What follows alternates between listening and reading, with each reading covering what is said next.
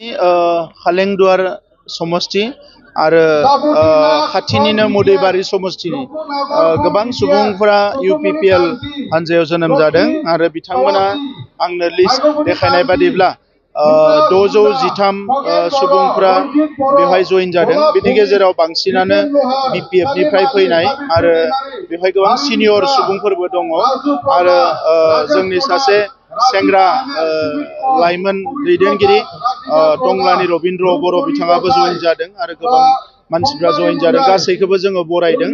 UPPL हानजानि जिखिनि साननाय हनाय बिनि खामानि मावनाय आरो इयुन नोजोरखौ मोजां मोननानै बर'जों लोगोसे गुबुन गुबुन हारिनि रायजो राजाफ्रा जोंनि दोलोनि फारसे जोबोद सांग्रां जादों आरो बिथांमोना जोंनि दोलोआव जइन जानायनि थाखाय एबा जयै खामानि मावनायनि थाखाय एबा जोंखौ थुलुंगा होनो थाखाय बिथांमोना थियारि जादों। आं बिथांमोन बयखौबो बरायदों आरो फैबाय थानाय समाव बिटिआर ओनसोलखौ अरायसम गोजोननि ओनसोल महरै गायसनलांनो थाखाय बिटिआर ओनसोलाव रायजो जानाय गासैबो हारि माहारिनि जेंनाफोरखौ अराय समनि थाखाय सुस्रांनो थाखाय जों खामानि मावलांबाय थागोन। आङो जोंनि भेरगाव जिल्ला UPPL आरो खालेंदुवारि ब्लक UPPL लोगोसे मोदैबारि ब्लक UPPL जोङो बयबो दैदेनगिरिफोरखौ आङो साबायखर बावदों। बे समाव भिजन डकुमेन्ट्स नोंथाङा जिथु लन्च खालामबाय बेनि हेंथायै गोबाङानो बुंसोलायनो हमदों। बेखौ जायफोरा हेंथायै बुंदों बिथांमोना हयथ' समाजनि खामानि मावनायनि जेबो प्लेनिं गैयाबो जानो हानाय, जेबो एजेन्डा गैयाबो जानो हानाय।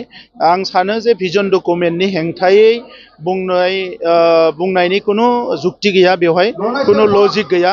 सोरबा जुदि बेखौ हेंथा बुंदोंबा बियो समाजनि फारसे बिनि जि साननाय हनाय बियो नेगेटिभ, बिनिखायनो बियो बुंदों। मानोना बे भिजन डकुमेन्टआ मोनसे हारिखौ फैबाय थानाय समाव जौगानायनि थाखाय दावगालांनायनि थाखाय माखासे लामाखौ बेवहाय होनाय दङ आरो बे हारिफ्रा रावबो आन्दायनांगौ जानाय नङा, गावबा गावनि खामानिफोरखौ मावलांबाय थानो हागोन।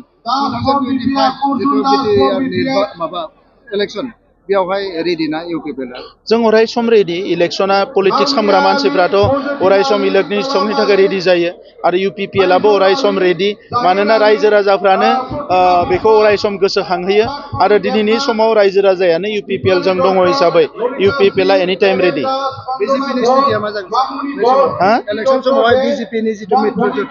BJP जों UPPL जों लोगो जानानैनो सरकारा सोलिगासिनो दङ आरो इयुनावबो जोंनि